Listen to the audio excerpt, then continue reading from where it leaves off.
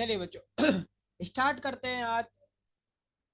और आज का हमारा टॉपिक है, बहुत इंपॉर्टेंट टॉपिक है। आपको सबको एक बढ़िया से इस टॉपिक को सीखना है। इसका वेटेज भी बहुत ज़्यादा है।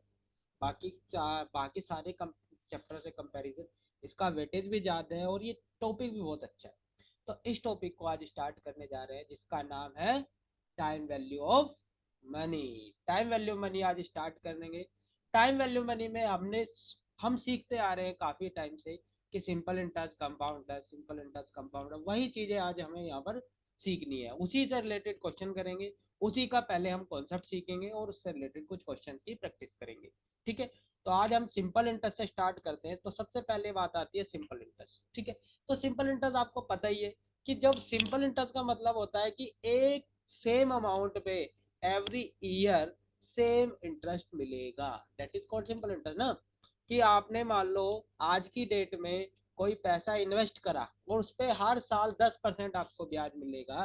तो इसका मतलब आपने 10,000 रुपये और 10,000 रुपये 10% हर साल मिलेगा। तो इसका मतलब हर साल आपको 1,000 रुपये मिलते रहेंगे जब तक वो इन्वेस्ट रहेगा, है ना।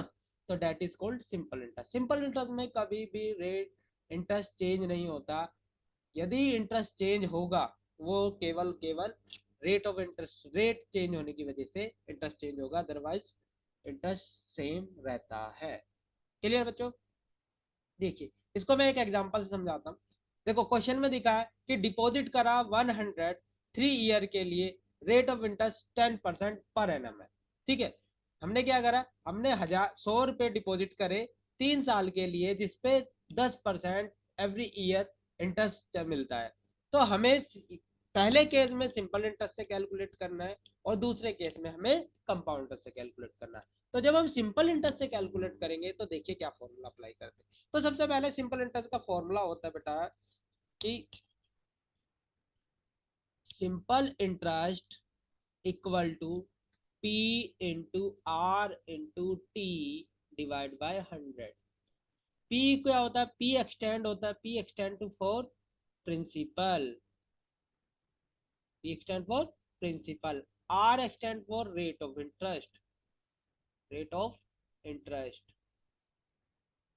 ठीक, और टी एक्सटेंड फॉर टाइम। ठीक, अब देखो पी पी क्या दे बता रहा है? प्रिंसिपल बता रहा है। प्रिंसिपल अमाउंट वो होती है जो आप इनिशियली इन्वेस्ट करते हो। ठीक है, और ऐसा ही क्या कहलाता है यहाँ पर? ऐसा ही होता है सिंपल इंटरेस्ट, सिंपल इंटरेस्ट। ठीक है, हमने क्या पढ़ा? ऐसा ही हमारा सिंपल इंटरेस्ट हो गया। पी प्रिंसिपल होता है। सर प्रिंसिपल वो अमाउंट होती है जो हम इनिशियली स्टार्टिंग में इन्वेस्ट करते हैं, that is called principal amount. ठीक है, फिर हमें आर चाहिए। आर होता है क्या? Rate of interest. ठीक है, टाइम टी होता है टाइम, जितना हमारा टाइम हमारे पास, जितना हमने इन्वेस्टमेंट के लिए टाइम दिया। जैसे इस क्वेश्चन को आप देखिए, देखो क्वेश्चन में डिपॉजिट करा 100, तो आपने इनिशियली कितने पैसे लगाए? 100, तो डेट इज पी, है कि ना। ठीक है, रेट आपको ईयर दिया 3 ईयर, तो आपके पास टी हो गया। ठीक, रेट ऑफ इंटरेस्ट आपको बोला 10% पर एनम, तो आर क्या था हमारा? रेट ऑफ इंटरेस्ट, तो ये आर हो गया। यदि मैं इस केस में सिंपल इंटरेस्ट कैलकुलेट कर रहा हूं तो ये वाला फॉर्मूला अप्लाई कर दूंगा। तो simple interest equal to P हमारे पास 100 है, रेट ऑफ इंटरेस्ट 10%, तो 10/100 इंटू 3। ठीक, करिए जी, देखिए 100 इंटू 10 इंटू 3 डिवाइड बाई 100, तो आपके पास आ गया क्या? 30। तो ये जो 30 आया ये क्या निकला आपका? Simple interest. और मैंने बताया था कि सिंपल इंटरेस्ट हर साल सेम होता है, कॉमन होता है, हर साल सेम अमाउंट रहेगी सिंपल इंटरेस्ट। आपने एक साल में निकाला, यदि मैं इसका एक साल का निकालू 10 10 रुपये आएगा। 2 साल का निकालू, फिर अगले साल 10 रुपये आएगा। तो हर साल 10 10 10 10 10 रहेगा। ठीक है, ये 3 साल में कितना हो गया? 30 रुपये, है ना। 10 10 का 10 3 बार जोड़ेंगे तो 30 रुपये होगा ना। तो वही चीज पूछी गई है यहाँ पर, 3 साल में सिंपल इंटरेस्ट कितना होगा। अब यहाँ पर एक क्वेश्चन और अराइज होता है कि यदि हम पर हमसे अमाउंट पूछ लेता। ठीक है, अमाउंट पूछता, अमाउंट का मतलब फ्यूचर वैल्यू, 3 साल बाद ये 100 रुपये कितने बन जाएंगे यदि रेट होगा। तो फ्यूचर वैल्यू मतलब अमाउंट, आपसे अमाउंट पूछता। तो अमाउंट क्या होता है बेटा कि जो आपका प्रिंसिपल है उस प्रिंसिपल में एस आई ऐड कर दीजिए, उस प्रिंसिपल में एस आई ऐड कर दीजिए। तो प्रिंसिपल कितना था 100, अब तक का इंटरेस्ट कितना हुआ 30, टोटल करके कितना आएगा 130। तो ये एक तो केस बनता है सिंपल इंटरेस्ट का, बहुत सिंपल है सिंपल इंटरेस्ट तो, जैसे सिंपल लिखा है ना वैसे सिंपल इंटरेस्ट है भी। ठीक है, देखिए इसी क्वेश्चन को सिंपल इंटरेस्ट को करके दिखाया गया केस 1 के अंदर। सिंपल इंटरेस्ट हमने निकाला P into R into T, ठीक है, निकला कितना था 3 of amount after 3 year, that is future value ना, फ्यूचर के बाद मतलब 3 साल बाद कितनी अमाउंट हो गई। तो हमने क्या करा, डिपॉजिट जितना करा दैट इज प्रिंसिपल, और उस प्रिंसिपल में एस आई अपने ऐड करा, तो प्रिंसिपल में एस आई ऐड कर दिया तो आपके पास कितना आ गया 130 रुपीज। हुआ क्लियर ना। चलो इसको एक एग्जाम्पल से होता है, बहुत सिंपल। एक एग्जांपल ले लेते हैं, मान लेते हैं कि अब आपने क्या करा, आपने बैंक में एफडी कराई, बैंक में एक एफडी कराई 50,000 की। ठीक है, बैंक कहती है आपको कि आपको रेट ऑफ इंटरेस्ट कितना देगी 8%। ठीक, आपको रेट ऑफ इंटरेस्ट कितना है 8% पर एनम, सिंपल इंटरेस्ट में। ठीक, हर साल आपको 8% देगी 50,000 पे। ठीक है, तो आप कहते हो कि सर 10 साल बाद कितनी अमाउंट मुझे मेरे पास हो जाएगी after 10 year, amount after 10 year, 10 साल बाद वो अमाउंट कितनी हो जाएगी। तो 10 साल बाद कैसे निकालेंगे बेटा, तो पहले आपको क्या निकालना पड़ेगा, ऐसा ही निकालना पड़ेगा ना 10 ईयर का। तो 10 ईयर का ऐसा ही निकाल लीजिए। यदि हम 10 ईयर का ऐसा ही कैलकुलेट करते हैं तो फॉर्मूला वही P into R into T divide by 100, यही होता है। मल्टीप्लाई कर दीजिए भी, पी कितना था, प्रिंसिपल हमारा 50,000 रुपये था। ठीक है, आर हमारा 8% है तो 8/100 हो गया इंटू 10 ईयर, 10 साल का निकाल रहे तो इस जीरो से ये जीरो कैंसिल, इस जीरो से ये जीरो कैंसिल, मल्टीप्लाई करेंगे तो 40,000।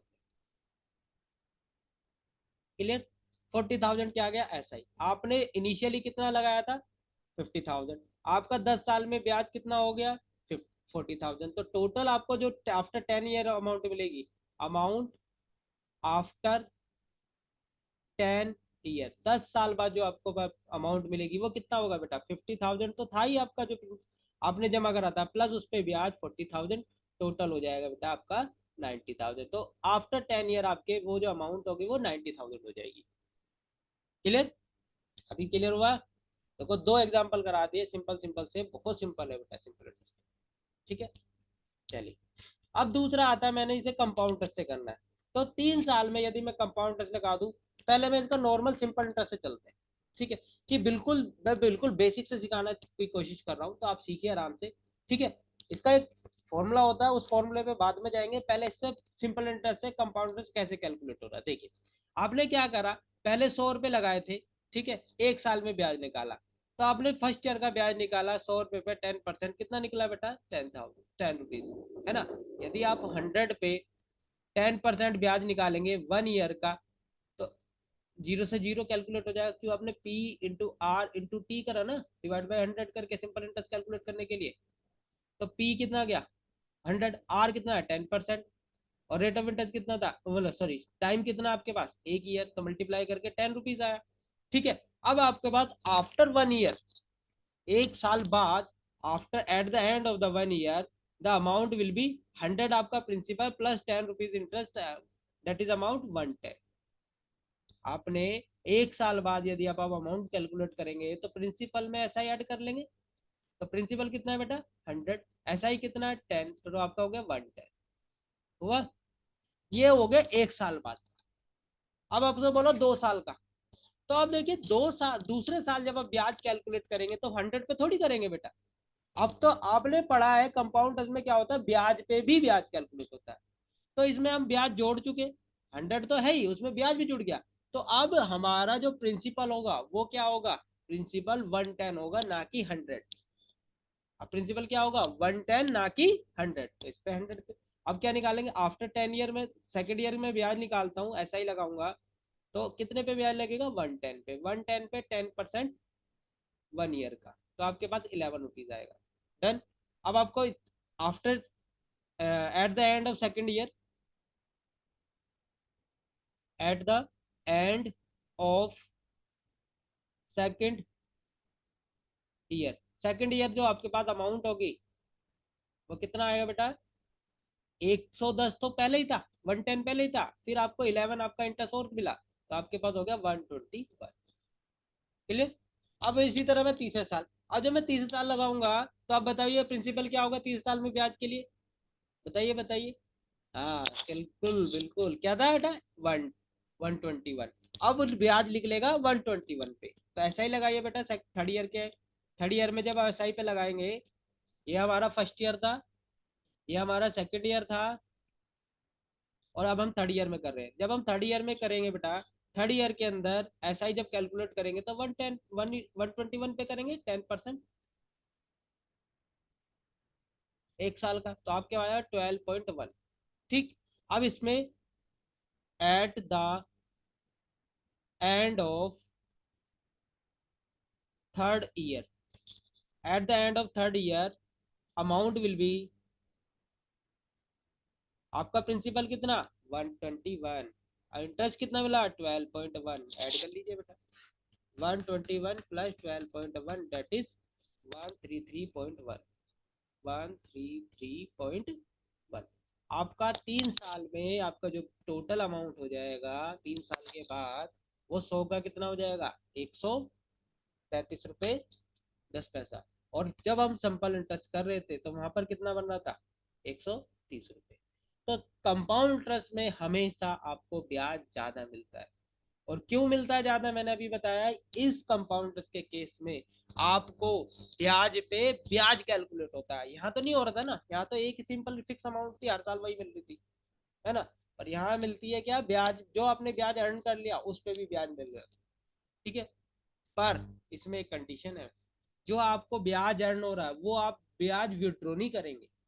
यदि विड्रॉ कर लिया वो वाला ब्याज, तो आपके पास वो उस ब्याज पे अमाउंट वो फिर सिंपल इंटरेस्ट की तरह ट्रीट होगा, यदि ब्याज विड्रॉ कर लिया तो। बात क्लियर आ गई, क्लियर हुआ कॉन्सेप्ट। ये तो था हमारा कंपाउंड इंटरेस्ट और सिंपल इंटरेस्ट का कॉन्सेप्ट, है ना। अच्छा चलिए, इसी तरह यदि आपको एक क्वेश्चन और पकड़ते हैं, क्या बोला कि deposit 100 rupees 3 year simple interest. ठीक है। पहला केस बोला कि आपको कंपाउंडेड एनुअली करना है, मतलब कंपाउंडेड एनुअली क्या होता है सर, हाँ बिल्कुल बताते हैं, एक मिनट। और दूसरे केस में बताया कंपाउंडेड हाफ ईयरली करना है। ठीक है। चलिए, तो कंपाउंडेड एनुअली का मतलब क्या होता है, कंपाउंडेड एनुअली का मतलब है जब आप ब्याज ऐड करेंगे, जब आप प्रिंसिपल में ब्याज ऐड करेंगे, उसका मतलब है कि वो ब्याज आप साल के एंड में ऐड करेंगे। अभी आपने ये करा था ना बेटा, यहाँ देखिए, पिछले केस में आप कर रहे थे ना, 10-10 रुपए आप हर साल ब्याज लगा के उसमें ऐड करके अगले साल फिर प्रिंसिपल बना रहे थे, है ना। ये होता है एनुअली, इसका वो होता है एनुअली। यदि यही केस आप कंपाउंड इंटरेस्ट के केस में करते हैं, यदि यही केस आप सिंपल इंटरेस्ट के केस में करते हैं, तो क्या होगा,